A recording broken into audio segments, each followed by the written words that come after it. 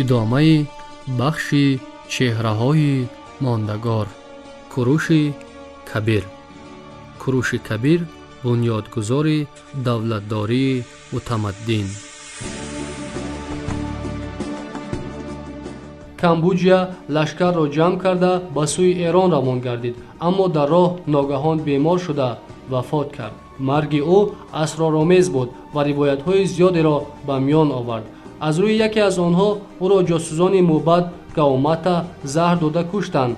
مرگ کامبوجیا مبارزه‌های داخلی سلالوی و درباری را تیز و تند کرد.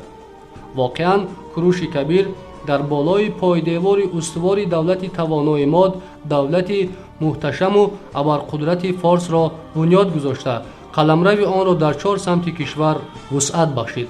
دارای جهانگیر شهرت و اعتبار دولت هخامنشیان را باز هم افزونتر نموده، تمام دشمنان خود را چی در مشرق و چی در مغرب زبون و مطیع ساخت. بعد شکست هخامنشیان، اسکندر مقدونی تمام مرز و بوم دولت کوروش کبیر از جمله پارت و مرغیان و باختر و سغد را در هیئت امپریای مقدونیان متحد ساخته باشد هم این طایفه های آزادی پرست را مطیع کرده نتوانست.